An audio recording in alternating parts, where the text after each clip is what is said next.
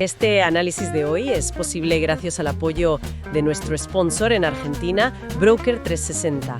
Para quienes están en Argentina o planean viajar, es un contacto clave. Gestionan pólizas de seguros para todos los rubros: autos, hogar, comercio, lo que se necesite. Los datos de contacto, incluyendo WhatsApp, página web, email, se encuentran en la descripción para facilitar la comunicación. Una vez más, gracias Broker 360 por apoyar este espacio. Valoramos mucho esta colaboración. Música de introducción. Hola a todos, ¿cómo están? Muy buenas. Oye, el mercado ha tenido un rebote interesante últimamente. Sí, bastante. Y lo curioso es que, si miramos a los sospechosos habituales, las grandes tecnológicas, las 7 magníficas, están tranquilas. Están bastante tranquilas. No parece que el motor sea la inteligencia artificial esta vez. Entonces, la pregunta es, ¿por qué estamos subiendo? Y todas las miradas apuntan a un solo lugar. La Reserva Federal de Estados Unidos. Exacto. Hay una expectativa enorme de que van a bajar los tipos de interés. Y eso, bueno, tiene a los inversores de muy buen humor. Muchísimo. Pero, ¿está justificada esa confianza? Bueno, para eso estamos aquí. Vamos a analizarlo a fondo. Vamos allá. Para empezar, hay que entender que la Fed se enfrenta a una de sus decisiones más complejas en años en su próxima reunión. Sí, la del 9 y 10 de diciembre. No es una reunión cualquiera. Para nada.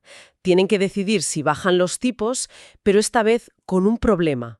Un problema enorme sobre la mesa. Un problema que el propio presidente de la Fed, Jerome Powell, ha descrito como una niebla de datos. Una niebla de datos. Me gusta la metáfora. Es muy gráfica, sí.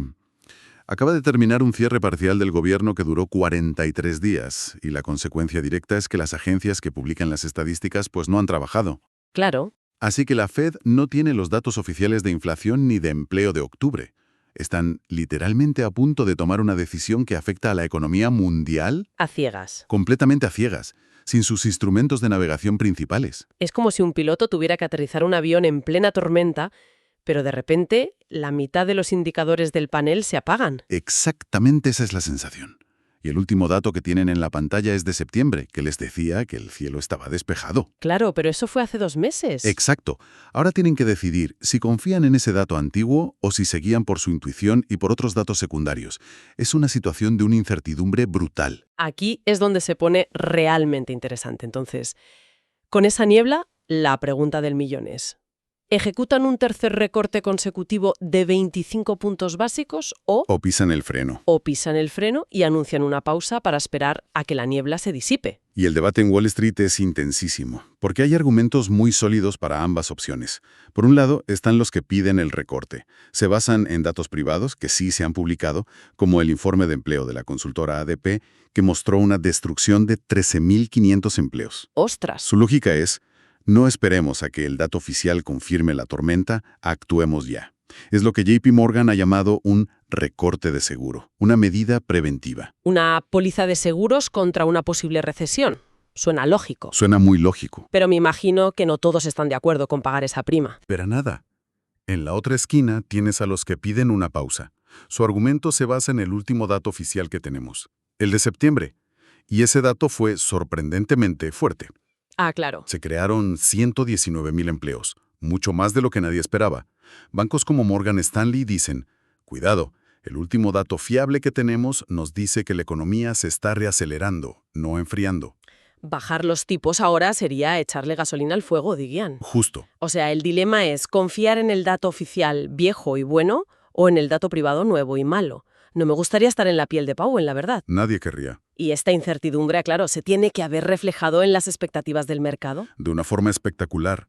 Si miramos la herramienta CME FedWatch, que básicamente es un termómetro de lo que los inversores creen que va a ser la Fed, la volatilidad ha sido extrema. A ver. De hecho, el recorte, la probabilidad era del 95%.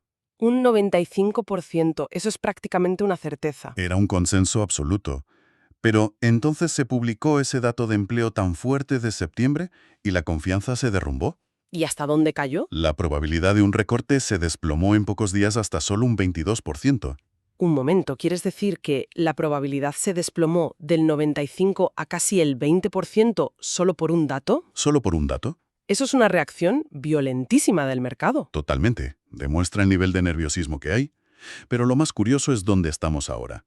A día de hoy, 26 de noviembre, esa probabilidad ha vuelto a escalar. ¿Hasta cuánto? hasta un contundente 82,2%. El mercado ha vuelto a convencerse de que, ante la duda, ante la niebla, la Fed optará por la prudencia y ejecutará ese recorte de seguro. Entiendo. Con el mercado apostando tan fuerte por un recorte, significa que los grandes bancos de inversión ya llegaron a un acuerdo. ¿Hay consenso en Wall Street? Cero consenso. La calle está completamente dividida. Es una grieta en toda regla. Por un lado, en el equipo recorte tienes a pesos pesados como Goldman Sachs y JP Morgan. Vale.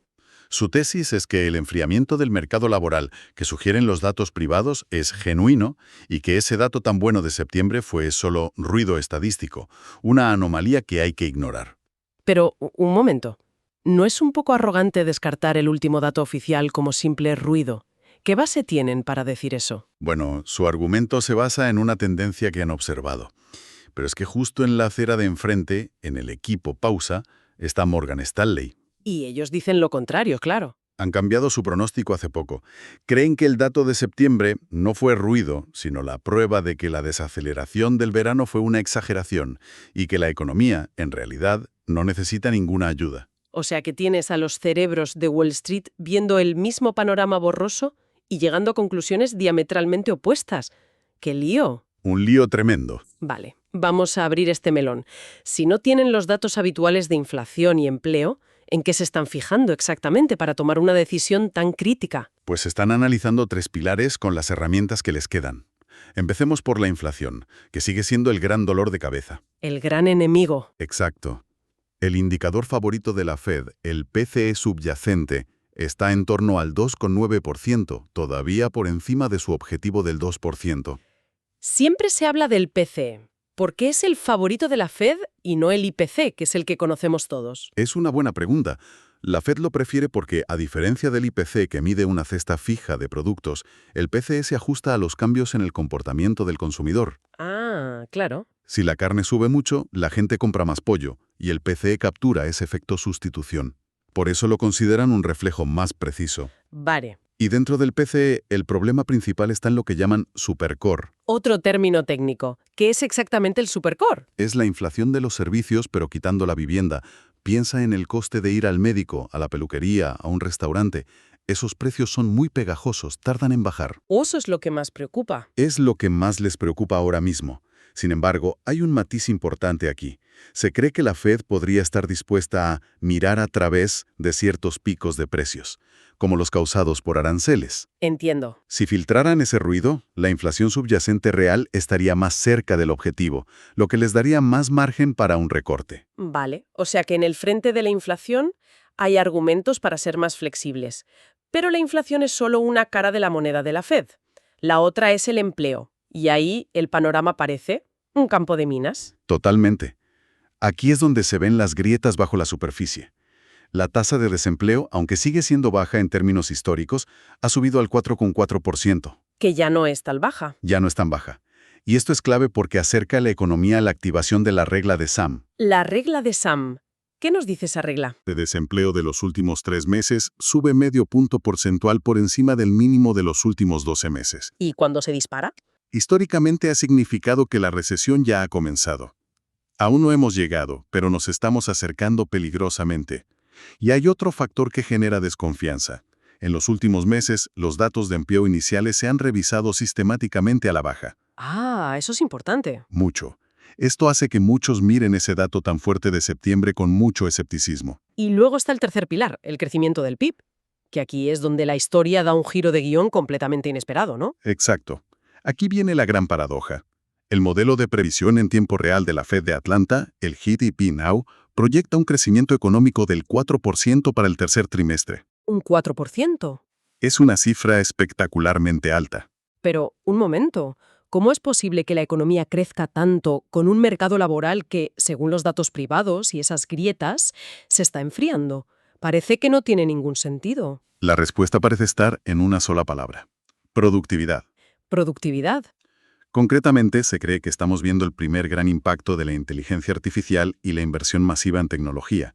Esto permite a las empresas producir mucho más con menos trabajadores. Ah, entiendo. Y esto es crucial, porque un escenario de alto crecimiento con baja contratación es el escenario soñado de la Fed. Claro. Les permite recortar los tipos de interés para apoyar el empleo sin tener miedo a que la inflación se dispare. Es la receta perfecta para el famoso aterrizaje suave. Si te gusta lo que estás escuchando hoy, te invitamos a suscribirte al canal, dejar tu like y comentarnos qué temas te gustaría que abordemos en los próximos episodios.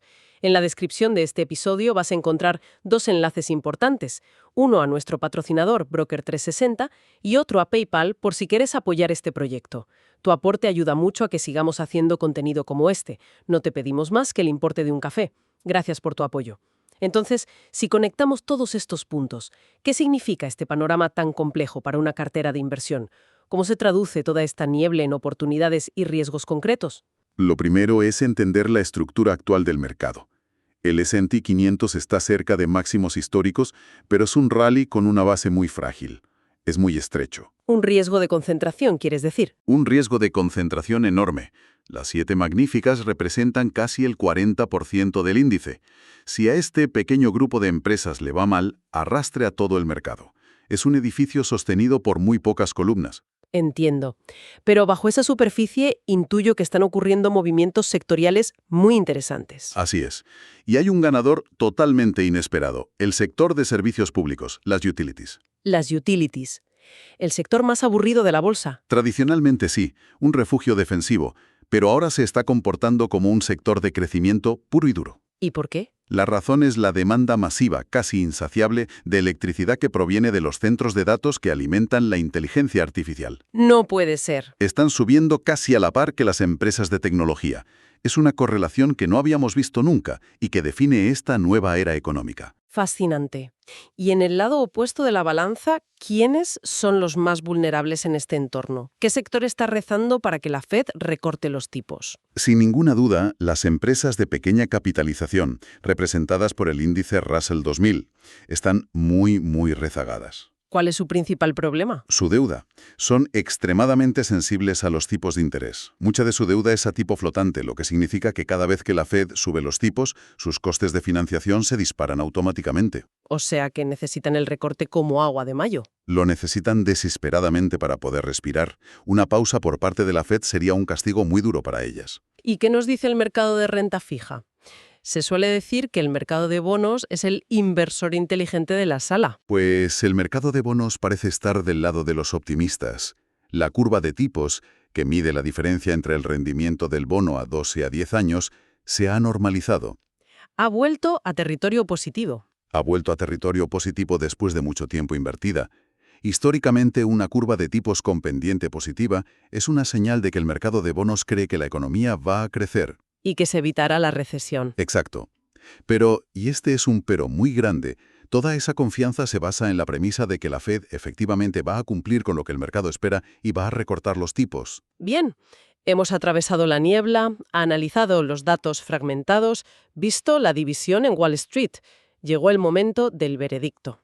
¿Cuáles son los escenarios más probables? Podemos dibujar una matriz de probabilidades. El caso base, al que le damos un 65% de probabilidad, es un recorte de 25 puntos básicos. Vale. La Fed lo vendería como una decisión de gestión de riesgos ante la incertidumbre, una medida prudente. En ese escenario, el mercado probablemente reaccionaría con un suspiro de alivio. Un rally moderado, quizá. Eso es. ¿Y si la Fed se pone el traje de halcón? Ese sería el escenario hawkish, al que le damos un 30% de probabilidad.